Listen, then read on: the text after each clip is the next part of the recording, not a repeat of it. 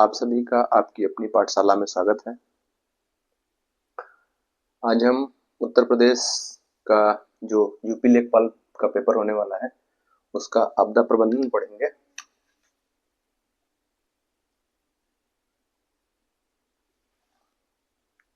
और उसके बाद शायद 6-7 क्लासें आएंगी और इससे काफी आपको जो आपदा प्रबंधन है, क्योंकि 5 नंबर का आपदा प्रबंधन आपके पेपर में आने वाला है, तो हम थोड़ा शॉर्ट फॉर्म में बताएंगे जो पॉइंट टू पॉइंट रहेगा।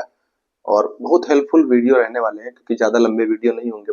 5-7-10 मिनट के आसपास एक एक वीडियो होगा और 6-7 वीडियो में आपकी जो है आपदा प्रबंधन समाप्त हो जाएगा। तो आप थोड़ा इसको ध्यान दीजिएगा। आज इसको देख लेते हैं, फिर कुछ जो नियमावली है उनको देखेंगे, धाराएं हैं कुछ उनको अगली क्लास में देख लेंगे। ऐसे करके 6-7 क्लास में आपका जो है आपदा प्रबंधन समाप्त हो जाएगा। तो आज देख लेते हैं आपदा प्रबंधन अधिनियम 2005 की धारा 2 घ के अनुसार क्या आपदा प्रबंधन होना चाहिए। तो आपदा प्रबंधन का अर्थ होता है प्राकृतिक या किसी अन्य कारण से होने वाले जो पर्यावरण नुकसान है या विनाश है जो भी होते हैं, तो उसको आपदा प्रबंधन। आपको वो ये इतनी परिभाषा नहीं याद रखना है, आपको मेन याद रखना है आपदा प्रबंधन अधिनियम कब आया था, 2005, और इसकी धारा 2 घ के अनुसार क्या बताया गया है, बस ये याद रखना। और इसके जो इसमें क्या क्या होता है, तो प्राकृतिक आपदा है। प्राकृतिक जो आपदा होती है उसमें क्या आता है, और जो मानव निर्मित आपदाएं होती हैं उसमें क्या होता है। तो प्राकृतिक आपदाओं में जलीय हो गई, वायुमंडलीय हो गई, जैविक हो गई, जो प्राकृतिक होती है। और ये मानव निर्मित या कृत्रिम हो गई जो और चीजें होती हैं उसकी वजह से। तो जलीय में बाढ़ हो गया, ज्वार हो गया, ज्वार भाटा हो गया, सुनामी हो गया, ये सब जलीय के अंतर्गत आती हैं। वायुमंडलीय में तूफान हो गया, चक्रवात हो गया आदि, मतलब और चीजें हो गई। जैविक में जैसे जो चीजें हुई थी कोविड-19, तो ये या डिजीज वगैरह हो गए, वायरस वगैरह, तो ये सब आ जाता है आपकी प्राकृतिक आपदा में।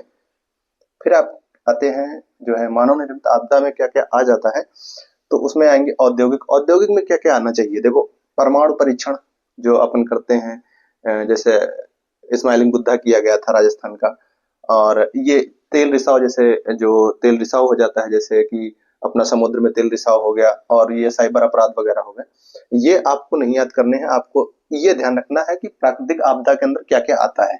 ये आप 1-2 बार पढ़ेंगे तो इसे भी याद हो जाएगा, इसको कोई बहुत ज्यादा मतलब नहीं है, मैंने नोट डाउन कर दिया है जिससे आपको थोड़ा समझ में आ जाए। तो प्राकृतिक आपदा के अंदर जलीय हो गया, वायुमंडलीय हो गया, जैविक हो गया। और मानव निर्मित आपदा के अंदर क्या क्या आता है, औद्योगिक हो गया, जो मतलब कृत्रिम चीजें हैं वो आ जाती हैं पूरी मानव निर्मित वाले में।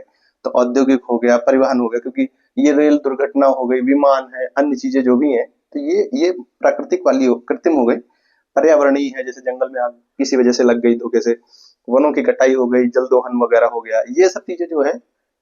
फिर हो गया सामाजिक सुरक्षा में जैसे युद्ध हो गए, दंगे हो गए, आतंकवाद हो गया। तो ये सब चीजें जो है मानव निर्मित आपदा के अंतर्गत आता है। और ये आपका आएगा प्राकृतिक आपदाएं, और ये मानव निर्मित आपदाएं। ठीक है। दूसरा आता है फिर global climate risk index, CRI के अनुसार। ये सीधा वन लाइनर है, तो इसको आप 1-2 बार पढ़ेंगे तो याद हो जाएगा। सीआरआई के अनुसार भारत 2026 में आपदाओं से प्रभावित देशों की सूची में 9वें स्थान पर रहा था। फिर है children climate risk index, CCRI 2021 के अनुसार 163 देशों में भारत 26वें स्थान पर रहा था। इसको इसको याद कर लीजिएगा एक बार। फिर आता है भारत में भूकंपीय क्षेत्र कौन कौन से है, ये आपका मोस्ट इंपॉर्टेंट है। इसको आप बिल्कुल कंफर्म मान के चलिए कि ये आपके पेपर में आने वाला ही है। वर्तमान में 5 भूकंप जोन है, और अगर इनको जोन वाइज में बांटा जाए तो पहला, दूसरा, तीसरा, चौथा, पांचवा, छठा। 2002 में जोन जो फर्स्ट और सेकंड है इनको आपस में मिला दिया गया था, क्योंकि ये 11% के अंतर्गत जो बहुत नॉर्मली वाले आते हैं उनमें आता है ये। तो इनको 2002 में मिला दिया गया था। फिर आता है आपका जो अभी नवीनतम बना है 2005 में, ये है भूकंप छठा जोन, और इन दोनों को मिला दिया गया, तब बचे हैं आपके पास 5 जोन। छठा जोन था भूकंप जोन 2025 में हिमालय क्षेत्र। इसके अंतर्गत कौन कौन से क्षेत्र शामिल हैं, जम्मू कश्मीर हो गया, अरुणाचल प्रदेश को शामिल किया गया है। ये मोस्ट इंपॉर्टेंट है, आप इसको याद रखिएगा। ये आपदा प्रबंधन से क्वेश्चन कंफर्म है आएगा, और यही आएगा ये मोस्ट इंपॉर्टेंट मान के चलिए। फिर है आपदा प्रबंधन, राष्ट्रीय आपदा प्रबंधन अधिनियम, इसको कहते हैं नेशनल डिजास्टर मैनेजमेंट एक्ट। ये है, यह आपदा प्रबंधन का सर्वोच्च संवैधानिक निकाय है और ये गृह मंत्रालय के जो है अधीन कार्य करता है। ठीक है, इसमें है, इसका गठन 2005 में हुआ था। इसकी धारा 3 के तहत 27 सितंबर 2006 को, अगर ये एनडीएमए का पूछा जाएगा ये कि किस धारा के अंतर्गत, तो ये बताना है। और इसका मुख्यालय कहाँ है? नई दिल्ली में। ठीक है, इसमें एक अध्यक्ष और 9 सदस्य होते हैं जिनकी नियुक्ति प्रधानमंत्री करता है। और इसमें जो 9 सदस्य हैं, इसमें एक तो अध्यक्ष हो जाएगा और इन्हीं 9 सदस्य में, इन 9 सदस्यों में एक उपाध्यक्ष चुना जाएगा। इनमें एक उपाध्यक्ष चुना जाएगा। बाकी ये जो प्रधानमंत्री है, इन्हीं में 9 सदस्यों में एक उपाध्यक्ष बनाएगा और एक आपका अध्यक्ष होगा। ये मतलब सदस्य पूछ सकता है कि टोटल कितने होंगे।